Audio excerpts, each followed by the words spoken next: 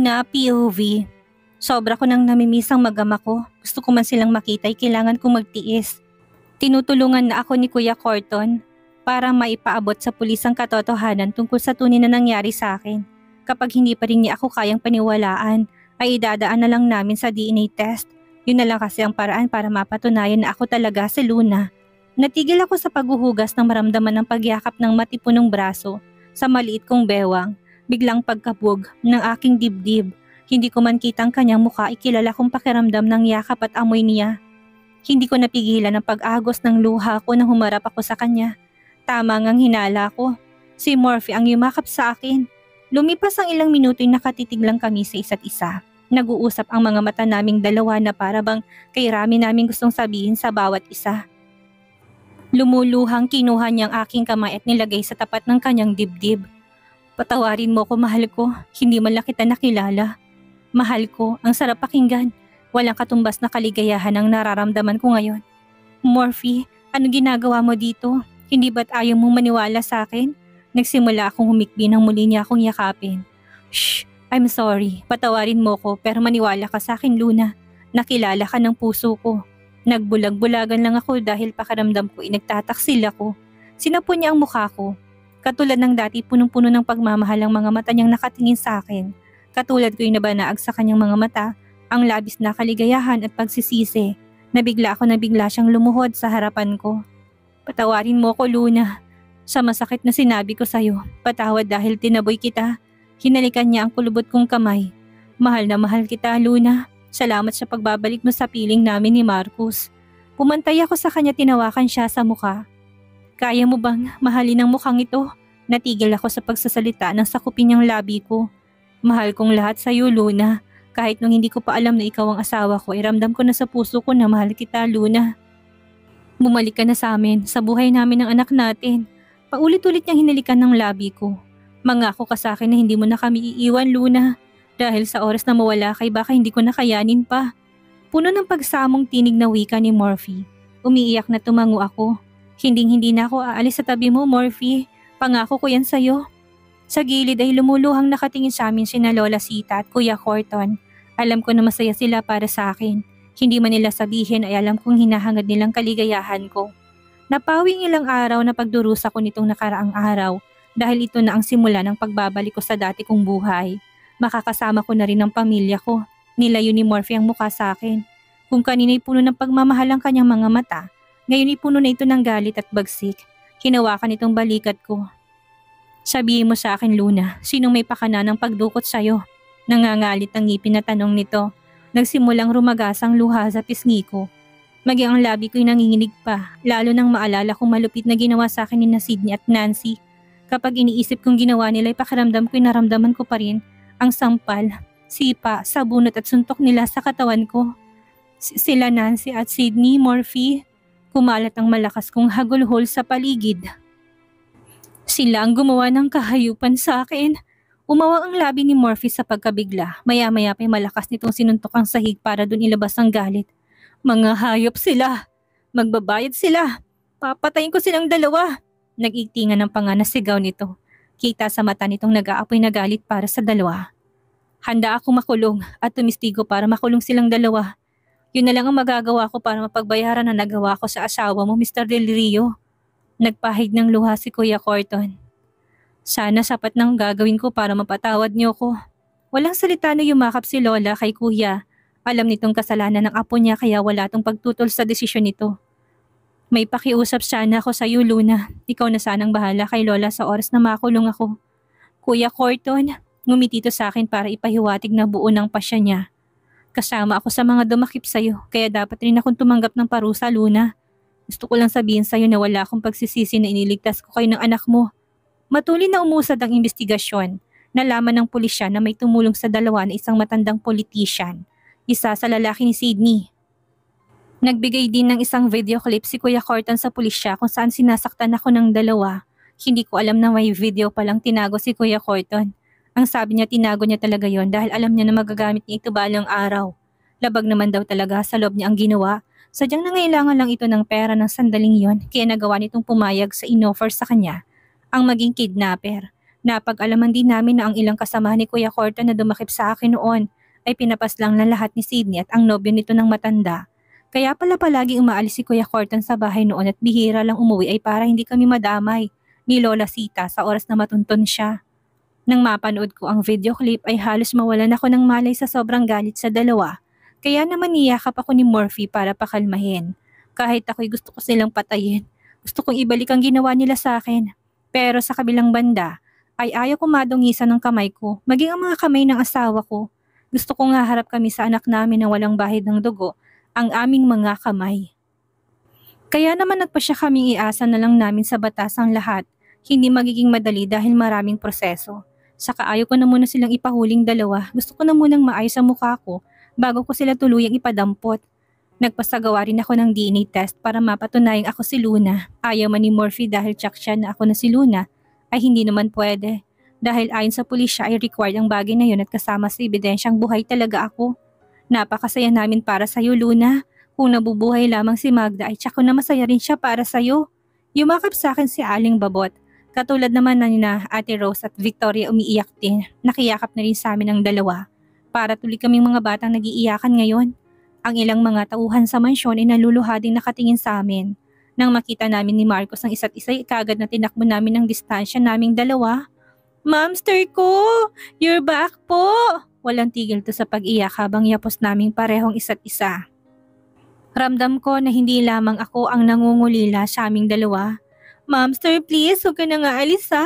Kapag inaway ka po ni Daddy, tell me po. Sasama na lang po ako sa'yo. Natawa ng mahina si Murphy sa narinig. Paano ko sabihin ko sa'yo na hindi na tayo iwan ng mommy mo? Hindi na siya aalis dahil makakasama natin siya simula ngayon. Namilog ang mata ng anak namin, baka sa kulay abong mata nitong tuwa, katulad ng ama. Talaga po? Pumantay sa amin si Murphy at niyakap kami.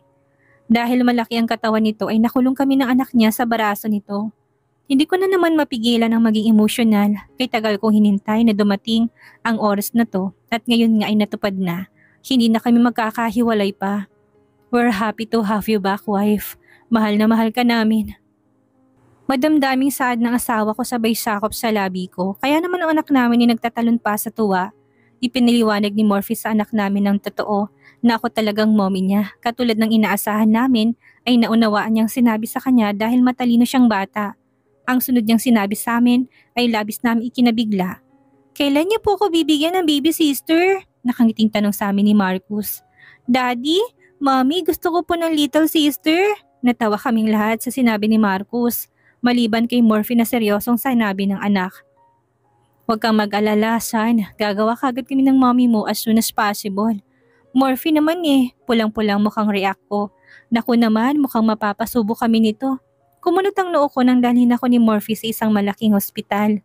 Luna, bala ko sanang sabihin sa'yo tungkol sa bagay na to. Bago ka manganak noon, patawarin mo sana ako dahil ngayon ko lang masasabing lahat tungkol dito. Pagbukas ni Murphy ng isang VIP patient room sa ospital ay tumambad sa akin ng babaeng hindi ko malilimutan ang mukha kailanman. Inay, agad na nagunahan sa pagpatakang luha ko sa mata. Tinakbo ko siya para yakapin subalit napatigil ako. Puno siya ng aparato sa katawan na tila ba machine na lang ang bumubuhay sa kanya.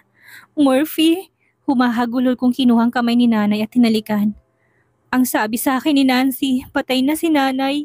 Salamat naman at hindi pa, pero bakit ganitong lagay niya? Tumingin ako sa pintuan nang pumasok sina Ma'am Lourdes at ang asawa nitong si Sir Benjamin.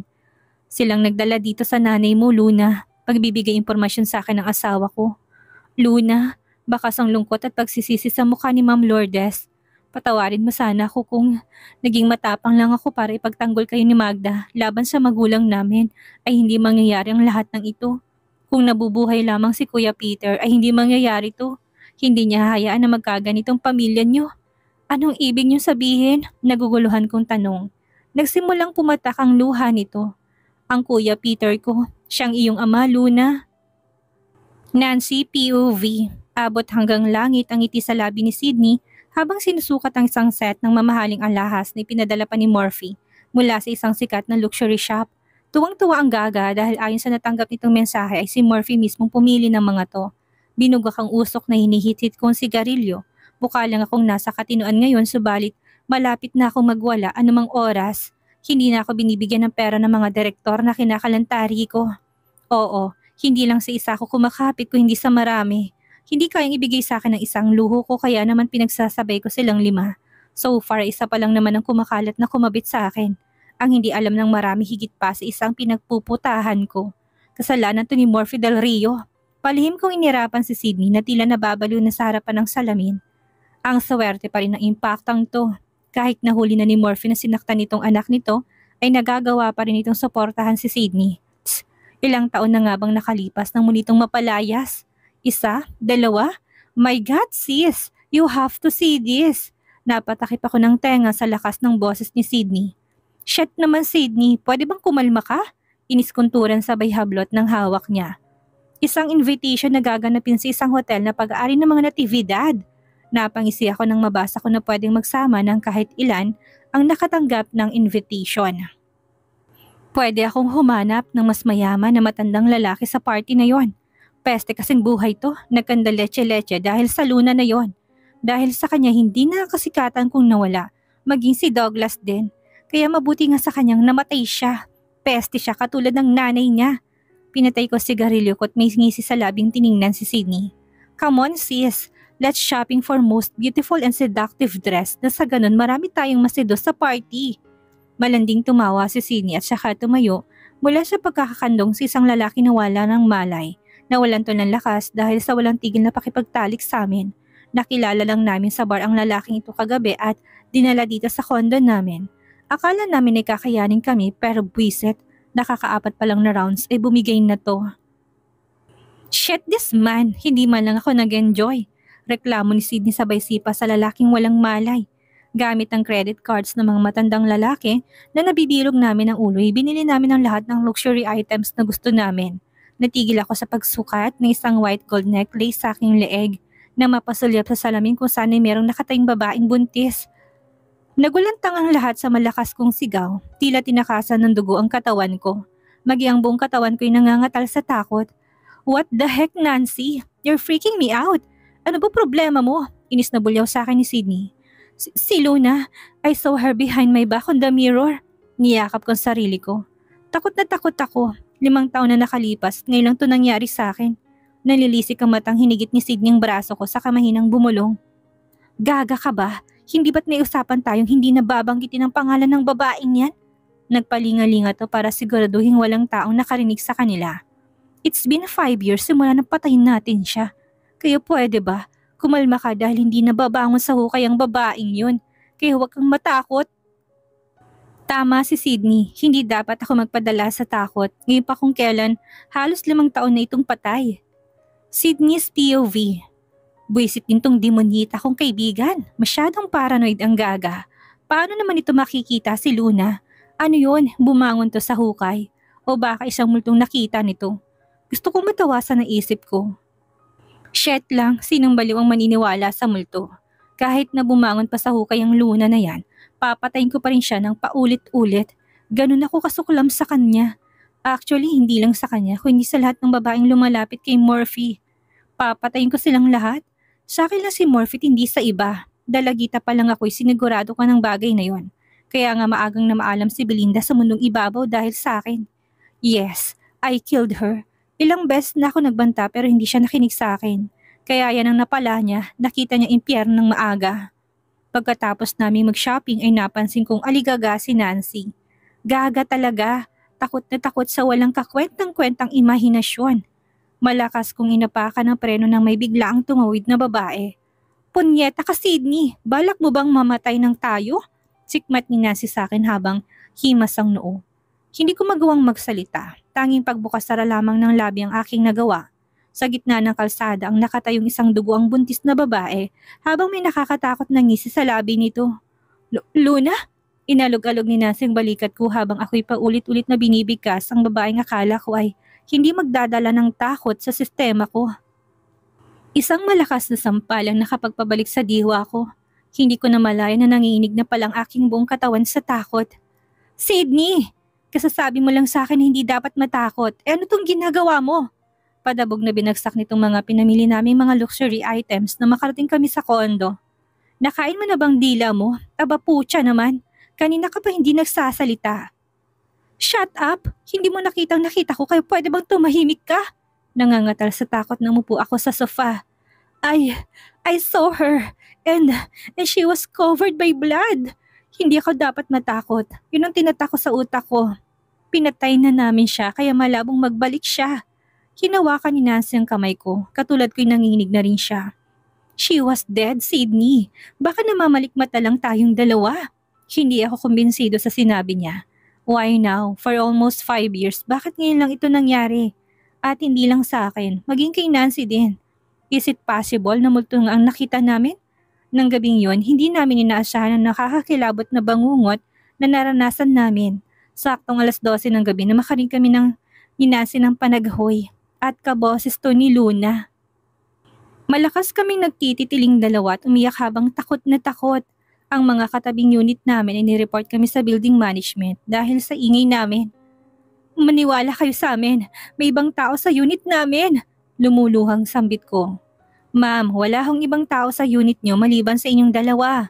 Wika ng maintenance matapos suriin ang buong unit. Kung hindi pa kayo titigil sa ingay nyo ay mapipilitan kaming alisin kayo dito. Masyado na kayo nakakabala sa mga tenant dito. Wala na kaming natatanggap dito kung hindi puro reklamo laban sa inyo. Simula nang lumipat kayo dito. Nang makaalis ng maintenance ay masama kong tinignan si Nancy. Plano mo ba to? What? Wag mo kong mawat-wat diyang demonyita ka? Nilapitan ko siya at malakas na sinampal. Siguro'y gawa-gawa mo lang ang lahat ng ito dahil gumaganti ka sa akin dahil hindi kita tinulungan na makuha si Kuya Douglas. Pwede ba, Sydney? Wala akong alam sa sinasabi mo. Ganting singhal ni Nancy. Maang-maangan ka pa? Ang sabihin mo'y ginago mo ko. Gusto mo talaga akong gantihan dahil ang totoo ay may lihim kang galit sa akin. Kilala kita, Nancy. Kamag-anak ka ni Satanas kaya napakasama na ugali mo. Arte mo lang naman lahat ng ito, hindi ba? Natigil ako sa pananalita na sabunutan niyang buhok ko. Let me go, witch! Hayop kang babae ka! Ang lakas ng loob mong pagbintangan ako! Ani Nancy. Gumanti ako, hinawakan ko rin ang buhok niya at sinabunutan siya. Hindi ako magpapalinlang sa katulad niya. Kung napapaniwala niyang iba sa magaling niyang pag-arte, pues ako'y hindi. Kilala ko siya at alam ko ang kaya niyang gawin. Luna POV. Sinuklay kong mahaba kong buhok habang nakatingin ako sa malaking salamin na nasa harapan ko. Maging ang pisngi ko'y hinaplos ko pababa sa aking leeg. Wala nang gaspang, wala nang pilat, wala nang bakas na sunog na sumira sa buong katawan ko noon. Bumalik ng dati kong anyo. Mahina ako na pahagikik nang yakapin ako ni Murphy mula sa aking likuran at saka akong nalikan ng paulit-ulit sa leeg. Ano ba, Murphy? Nakikiliti ako. Natigil ako sa pagrereklamo na sunggaban yung labi ko. Hindi pa ito nakontento. Bumaba ang labi niya hanggang sa lekot dibdib habang isa-isa nitong inalis ang lahat ng saplot naming dalawa. Murphy, pakiramdam ko'y nagdedeliryo ako sa init na nagsimulang kumalat sa katawan ko dahil sa ginagawa niya. I miss this, Luna. Halos 2 years tayong walang sexy time, wika ni Murphy. Umangat ang katawan ko sa tuwing ginagawa niya yon. Naninigas din ang mga daliri ko sa aking paa sa tindi ng kiliti hanggang sa tuluyan na akong sumabog sa ginawa niya. Tinitigan niya ako ng buong pagmamahal at pagnanasa. Hindi na namin napigilan ng madalas at hindi na pagnanasa at init ng mga katawan namin. Matagal namin itong tiniis. 2 taon din. I love you, Luna. I love you too, Murphy. 2 taon na nakakalipas mula nang malaman namin na ako talaga si Luna. Nagpunta kami ng ibang bansa para doon ipaayos ang peklat na sanhi ng sunog sa katawan ko. Paunti-unti ang ginagawang pag-ayos sa balat ko. Mabusisi at maingat ang mga doktor para tiyakin na maibabalik nila sa dati ang aking balat.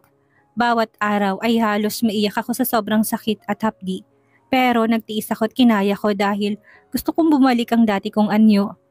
Simula nang malaman ni Murphy na ako si Luna ay hindi siya umalis sa tabi ko. Bawat lakad ko'y palagi siyang kasama. Iniintindi ko na lang siya dahil alam ko na takot lang naman siya na mawala akong muli. Alam ko na natatakot lang siyang mapahamak ako. Nung isang araw lang ay kasama ko rin siya sa ginawa kong pananakot kina Sydney at Nancy. Oo, ako may gawa nun. Gumamit lang ako ng mga costumes at cosmetic para magmukhang makatotohanan ang nakita nila. At ayun na nga, halos manginig sa takot ang dalawa. Ang nakakatawa pa ay nag-away pang dalawa. Nalaman ko yon kay Victoria na sadya kong pinatira sa katabing kondo ng dalawa. Gusto kong malaman ang bawat galaw nila. Bago sila makulong ay gusto ko lang naman silang paglaruan ng kaunti. Naalala ko mapait kong malaman noong kami nagpunta ng Amerika ni Murphy. Kapatid ko pala si Nancy. Hindi ko yun matanggap. Gusto kong isipin na biro lang ang sinabi sa akin ni Murphy pero hindi. Kapatid ko talaga ang hayop na babaeng yun. Hindi lang yun ang nalaman ko 2 years ago. Nalaman ko rin na pamilya talaga ako ng mga Aquino. Mga hayop sila. Tinuring nila kami ni nanay na parang mga basura. Nagsimulang pumatak ang luha sa mata ko nang maalala si nanay. Shh! Niyakap ako ng asawa ko para maibsan ang sakit na nararamdaman ko. Kung wala sila ni Marco sa tabi ko'y baka hindi ko kinayang lahat. Baka napatay ko talaga ng tuluyan sina Sydney at Nancy. Nang malaman kong buhay si nanay 2 years ago, ay kaagad din tumbinawian ng buhay pagkalipas ng 2 araw. Parang hinintay lang talaga ni nanay na makausap ko siya sa pagiging comatose niya. Wala na talaga si nanay, iniwan na niya ako. Kahit nalaman kong kapatid ko si Nancy, hindi nabawasan ang galit ko sa kanya. Lalo na nung malaman ko na alam niya na ina niya si nanay at kapatid niya ako. Paano niya nagawang pumayag sa lolo at lola niya na huwag nang dalhin si nanay sa ospital? Kundi nila ng mga itong nanay ko doon, ay malaki ang chance na mabuhay pa to. Hindi lang yon. Alam pala niya na kapatid niya ako pero nagawa niya akong patayin. Sagad sa butong kasamaan nito. Kahit kailan, hindi ko siya mapapatawad sa ginawa niya sa amin ng nanay ko. Kahit iisa lamang ang dugong nananalaytay sa aming dugo para sa akin na hindi ko siya kaano-ano. Wala akong kapatid ni isang mamamatay tao. Sa malaking bulwaga ng Del Rios Mansion ay nagkalat ang mga matataas at kilalang tao sa bansa para daluhan ng party na inihanda namin ni Murphy. Walang nakalagay sa invitations kung tungkol saan ba talagang party nito. Ang nakalagay lamang doon ay isang pagdiriwang ng mahalagang bagay ang magaganap. Mula sa itaas ng mansyon ay nakatunang mata ko kina Nancy at Sydney na kanya-kanyang gumagamit na mapang-akit na galaw sa mga nakakausap na matandang lalaki na businessman. Wala nang papatol ng mga batang negosyante sa dalawa dahil kilala bilang puta ang dalawa. Tanging matatanda na lamang ang kaya nilang bulahin. Mukhang nagkais na muli ang dalawa. Sa bagay, pareho ng ubod ng sama ng budhi nitong dalawa. Wala na silang nakikitang kaibigan bukod sa isa't isa. Nauna nang bumaba si Murphy para harapin ang mga bisita at batiin ang mga to. Nang makita ni Sydney si Murphy ay parang linta na kaagad tong pumulupot. Malayo man ako ay batid ko na sobrang pagpipigil ng asawa ko na wag siyang sapakin sa mukha. Sige lang, magpakasaya kayo ngayong gabi, Nancy at Sydney, dahil huling pagkakataon nyo na ang gabing ito para ngumiti. Dahil habang buhay kay magdurusa sa loob ng kulungan, isip-isip ko habang sumisimsim ng wine. Simula na malakas na suminghap sa pagkabigla sina Sydney at Nancy na magkabibang pwesto silang natapunan ng wine sa kanilang suot na evening gown. Buisit ka, matanda ka! Malakas na hiyaw ni Nancy kay Aling Babot. Imbis na matakot ay nginitian pa ito ng matanda kaya naman mas lalong nang galaiti si Nancy. Nananadya ka ba ha? Gusto mo bang masaktan? Nanilisik ang matang dugtong pa nito. Mula sa kung saan ay lumabas ang isang may edad na babae habang hila sa kamay ang isang matandang lalaki, ang asawa nito. Ito bang pinagpalit mo sa amin ng mga anak mo? Ang babaeng walang bodot, napakabastos. Nanlaki ang mata ni Nancy na makilalang legal na asawa na isa pa sa mga matandang kalaguyo niya. Napapikito na sabuyan to sa mukha ng matandang babae ng alkohol sa mukha. Itong bagay sa iyong babae ka, para luminis ka naman at mabawasan ang kakatihan mo. Natigil sa akmang pagsugot si Nancy sa matandang babae na magsalita si Murphy mula sa stage. Ladies and gentlemen, tonight, I will announce the reason why this party was made for. Parehong nanlaki ang mata ni Nancy at Sydney nang muli sa gilid ay nilahad ni Murphy ang kamay niya sa akin.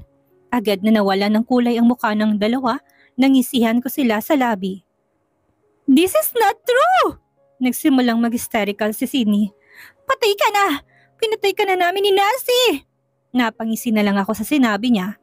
Ngayon ang araw na haharapin niyo ang karma niyo. Ano kayang mangyayari ngayon nasa harap ni Sydney at Nancy ang taong inakala nilang napatay nila? Dito na kaya matatapos ang kasamaan nila? Yan ang ating aalamin sa susunod nating kabanata.